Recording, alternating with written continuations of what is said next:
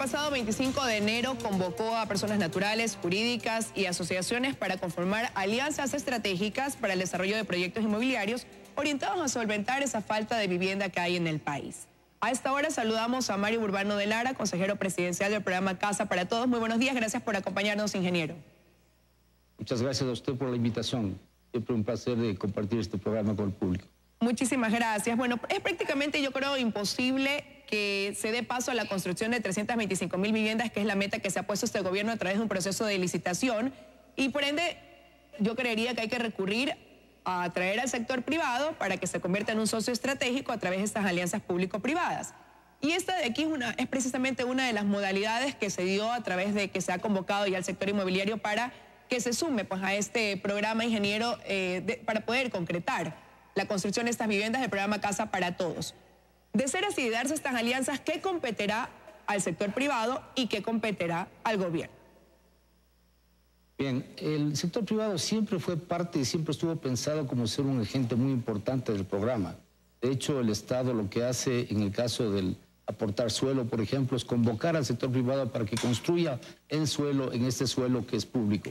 Pero lo que hemos cambiado en esta modalidad es hacer más agresiva la presencia del sector privado en el programa. Es decir, queremos que el sector privado se convierta en efectivamente un socio estratégico del programa, que no solamente participe como constructor. Su rol no es simplemente construir, entregar las casas y dejar que el gobierno luego las distribuya. Lo que queremos es que sea un socio. Es decir, hay dos modalidades que hemos creado. La primera, en suelo público, vengan privados, asociémonos, desarrollemos aquí proyectos y de esas soluciones que vamos a desarrollar en ese proyecto, tomemos unas pocas soluciones, las que son para segmento más bajo y las dediquemos a Casa para Todos. Y en sector privado, en el suelo de los privados, en el suelo de los proyectos que ya los privados están ejecutando de todas maneras, hagamos lo mismo. Construyamos soluciones integradas, integradoras. No queremos exclusión, queremos inclusión y tomemos de ahí soluciones para entregar al programa Casa para Todos. Es decir, le estamos dando una invitación al sector privado de convertirse en ese socio estratégico que el programa necesita.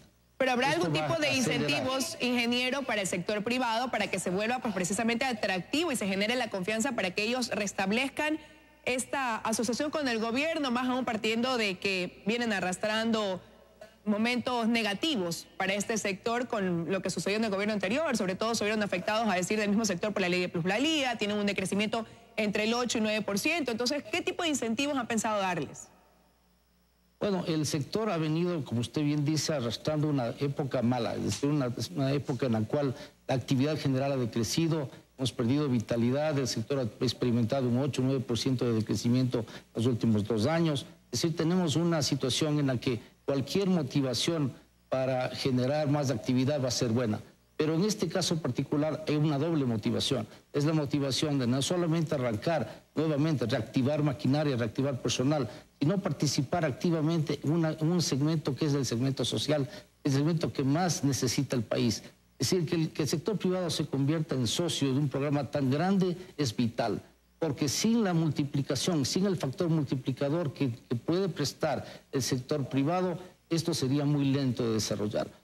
Hacerlo solo, sin la participación del sector privado, implicaría que el sector público tenga que desarrollar todo el proceso de preparación de bases, de pliegos, de concursos, estudios de ingeniería, cuando pudiéramos hacerlo mucho más rápidamente si usamos al sector privado para multiplicar ese esfuerzo y que trabajen simultáneamente cientos de promotores, de constructores, generando posibilidades, generando nuevos desarrollos, y eso es lo que queremos. Entonces, eso además es muy, muy importante en un sector que a veces la población no entiende. El 60% del programa Casa para Todos está destinado al área rural.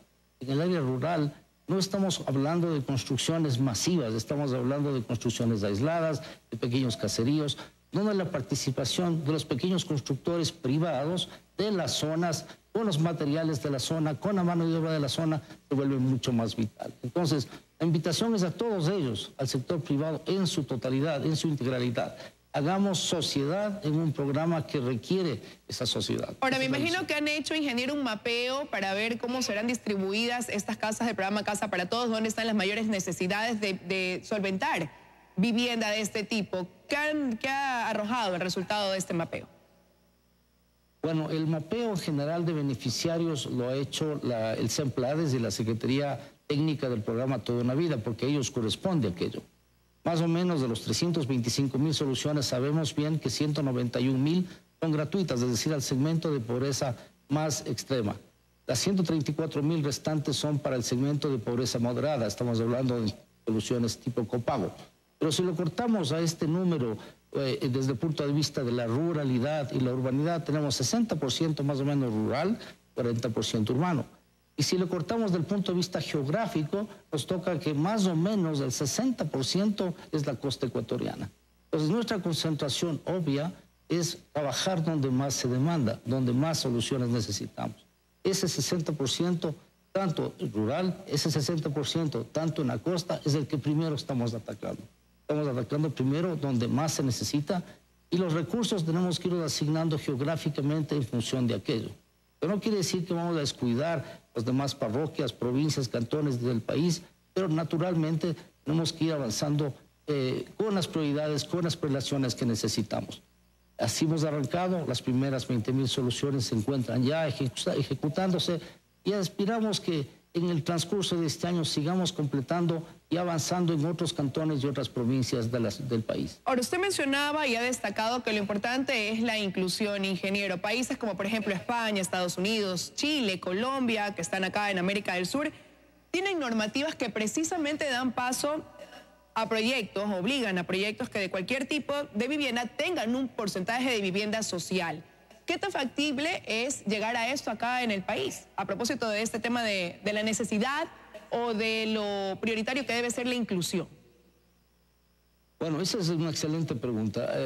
En Hábitat 3, en Quito, en 2016, el Ecuador suscribió el compromiso de hacer ciudades incluyentes, de hacer ciudades, entregar el beneficio de la ciudad a todos. Es decir, mal haríamos en caminar en contra de nuestras propias declaraciones, las declaraciones por las que todo el mundo que hace vivienda está caminando. Es decir, esto de hacer exclusión, barrios de pobres, el situar a la pobreza en la periferia, el expulsar de las ciudades y del beneficio de la ciudad a la población más pobre es totalmente contrario a las mejores lecciones y a las mejores experiencias que se están viviendo ahora y cambiando cierto tipo de reglas. Hacer inclusividad es nuestra meta. Esto significa no tuburizar, no estigmatizar, no hacer barrios de pobres, traer a los pobres a las ciudades y permitirles el beneficio de la ciudad. Así estamos empeñados. Naturalmente es una tarea compleja, es una tarea difícil. Mucho de esto tiene que ver con hacer espacio y generación de suelo dentro de las ciudades. No generemos solamente suelo fuera de las ciudades. Eso es excluir.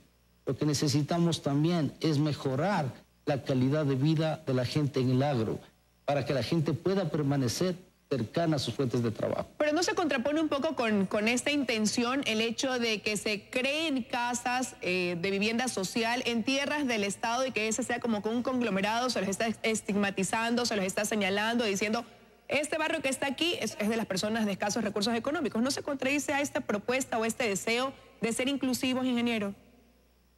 No, más bien lo contrario, porque en la modalidad que hemos lanzado, los barrios que estamos proponiendo son barrios incluyentes, es decir, no son barrios en los que solamente vamos a hacer soluciones casa para todos, sino soluciones integradas. Estamos combinando el segmento BIS, el segmento VIP, el segmento casa para todos, copago en ese mismo proyecto. Es decir, hacemos proyectos mucho más integrados. Y lo mismo estamos haciendo en el segmento privado. Estamos invitando a los privados a que en sus proyectos desarrollen dentro de una combinación BIS y VIP, casa para todos. Usted mencionaba bien, por ejemplo, casos como Estados Unidos, como España, como Colombia. Es que existe una norma que dice el 10% automáticamente de todo proyecto tiene que ser incluyente o tiene que ser casa de vivienda social. Eso de alguna manera también lo estamos replicando aquí, pero no con un porcentaje fijo, sino con porcentajes que varían según provincia, según cantón, según parroquia, porque las necesidades son diferentes. En algunos casos, la inclusividad puede ser inclusive mucho mayor de estos porcentajes fijos de los que estamos hablando. Eso se trata. Ahora, usted ha hablado de realidades diferentes y hace un momento usted mencionaba algo que es muy cierto. Dentro de este 60% de vivienda rural que se requiere aquí en el país solventar esa necesidad está la persona que trabaja en el campo, que vive de manera aislada en su casita, ahí en medio de donde tiene quizás su plantación de arroz, estos caseríos que muchas veces responden a personas que trabajan para una empresa y que montan su casita o su vivienda alrededor de esa empresa para la que trabajan y hacen de ese su lugar de trabajo. Entonces, partiendo de estos tipos de ejemplos que hay o de estas subdivisiones que hay dentro del área rural, ¿qué garantiza que quizás ese espacio, esa tierra que el Estado va a designar para crear la vivienda para ellos, sea el lugar donde quieren estar, que se van a quedar ahí y no van a querer regresar a donde tienen ya su vivienda asentada, donde han hecho su vida? Con eso lo que le quiero decir, ingeniero, es, se ha considerado que esa es la posibilidad de solventar esa vivienda cerca del lugar a lo mejor donde ellos ya han venido por años, construyendo su vida, su familia. Bueno, precisamente en el área rural el afán es construir donde están, es decir, el afán no es moverlos, el afán es construirles, reemplazar su vivienda en el mismo sitio donde laboran, en el mismo sitio donde trabajan. En los caseríos que nosotros encontramos a lo largo de las guardarrayas, de los caminos vecinales en la costa, nos metemos al lado de una camaronera, de una bananera, de una cacautera o en la sierra, en una florícola, vamos a encontrar estos asentamientos urbanos. No hay que moverlos porque ellos viven y dependen de la actividad agrícola, pecuaria, cualquiera que ésta sea, y tienen que permanecer ahí. Sería errado el tratar de moverlos, quitarles de su medio de producción, cortar su economía, simplemente para darles una vivienda. Tenemos que resolver la vivienda ahí, resolver la vivienda de tal manera que se integre a la actividad productiva de esas familias, para no romper tampoco con los medios de subsistencia, porque eso es lo que genera luego que la gente abandone y luego regrese nuevamente abandonando la vivienda. Las experiencias latinoamericanas en abandono de vivienda social son enormes y muy penosas. Hay millones de unidades que están siendo lastimosamente derrocadas porque luego de que han ido las familias a vivir en ellas, las abandonan porque se ha roto su economía, se han alejado de sus vinculaciones y la vivienda no les ha resuelto finalmente lo que estamos buscando hacer, que no es casa, es vivienda, es hábitat. Estamos tratando de generar un espacio de vida, no una cubierta, no una guarida ni una cueva. Ingeniero, ya para concluir, quería reafirmar cuál es la cifra de viviendas que se prevé entregar este 2018 y que nos cuente si existe realmente pues el financiamiento para la construcción de las mismas, ¿no? Bueno, como le había explicado, más o menos tenemos 20,000 ya en curso. Nuestro afán sería completar entre 50 y 60,000 más en el año 2018. Esperemos que los recursos nos acompañen y con la participación del sector privado estoy muy satisfecho de la respuesta que hemos tenido y creo que lo vamos a lograr. Bueno, está hecho ya el llamado al sector inmobiliario de la construcción para que participen y se sumen en el programa Casa para Todos. Quiero agradecerle su presencia esta mañana en los desayunos, ingeniero. Muchas gracias por la invitación.